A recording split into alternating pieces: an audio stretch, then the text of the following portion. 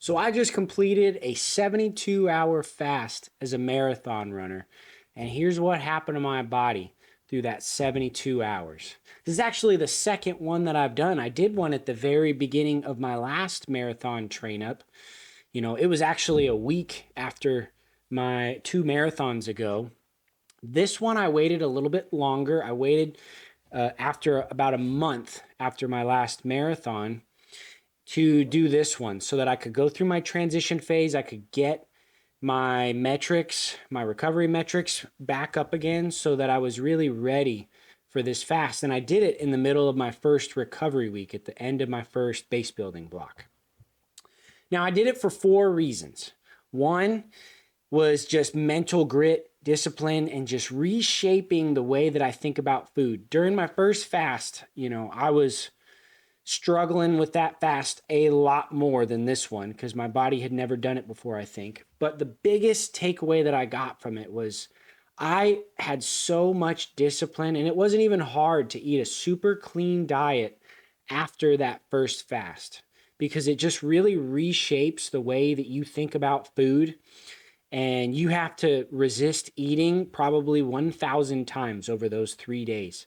And that resistance to that dopamine hit that you get from food is just so incredibly valuable for your brain.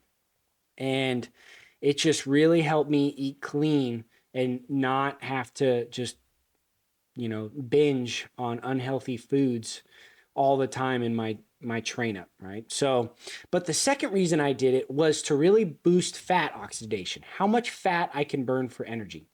Now, this last train up, I strategically did fasted runs 3 days a week where I would wake up, I would just get in some water, electrolytes, and black coffee, and I would then do my low intensity runs to boost how much fat I can burn for energy, which is very critical for the marathon.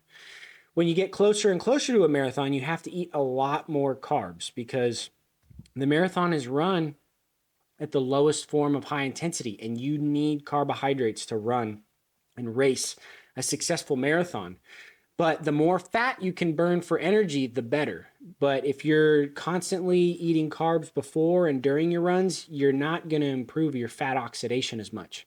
So this fast is a great way to just kickstart your fat metabolism, really increase that insulin sensitivity so that your cells really want to take in carbohydrates again because they get desensitized to it when you're having too many carbs for a long period of time. So it's just a great way to kickstart my low intensity base building phase when I'm just doing a lot more low intensity over the next 3 months. And I'm just trying to improve my fat metabolism. And then later, I'm going to just slowly add more and more carbs into my training as intensity rises later. So that is great because at the end of that 3-day fast, you are fully in ketosis. You have 0 carb stores left. Number 3, I do it to just reset my inflammation. And hopefully there's, some limited evidence to this, but I definitely found it true where you see a great boost in growth hormone and you're supposedly, you get stem cells just up-regulated. So you have a lot more stem cells, which very much heal any inflammation or any overuse injuries that you have. So I already feel, my Achilles tendonitis, which was just only barely there since the end of my last train up. It's gone. Like I did my first run this morning. This is the day after the fast. And I did my first 30-minute easy run and I didn't have any pain anymore. So we'll see if that holds up. But no matter what, for a month after my last 3-day fast, I saw way lower soreness after my strength training sessions in the gym. So that was awesome. And lastly, I'm doing it as just a holistic all improvement health where you get an upregulation of what's called autophagy, which is your basically garbage disposal cells, which go around and they get rid of any unwanted cancerous or unhealthy cells. And you're just reorganizing and getting rid of anything that isn't absolutely necessary, especially in that 3rd day. So those are the 4 reasons I did it. And now I'll break it down on how it felt. So day 1 was not that hard. We actually went to the zoo and played mini golf, and my energy levels were pretty good. I was starving all day and it was hard smelling food, but day 2 is where it gets really tough. That's when energy levels are up and down. You're completely running out of carbs. I was pretty sedentary that day, and the 30-minute zone 1 walk I did in the morning really took it out of me. But day 3 is when it got a lot easier. You know, energy levels kind of just started coasting because I was fully in ketosis. And it was just, you know, the end of the line before I got to eat for dinner that night of day 3. And it was just an incredibly rewarding experience. There was a lot of mental hurdles that I had to jump over on day 2. You know, when you just, that little voice on your shoulder just says, hey, why not just end it now? Like, you already got a lot of benefit. But all the real benefits of it really come in day 3 when you're in ketosis and you just really upregulate autophagy and your growth hormone spikes. So it was great. I had more carbs in my refeed meal this time, and my gut even felt a lot healthier. I didn't have so much discomfort when I was refeeding.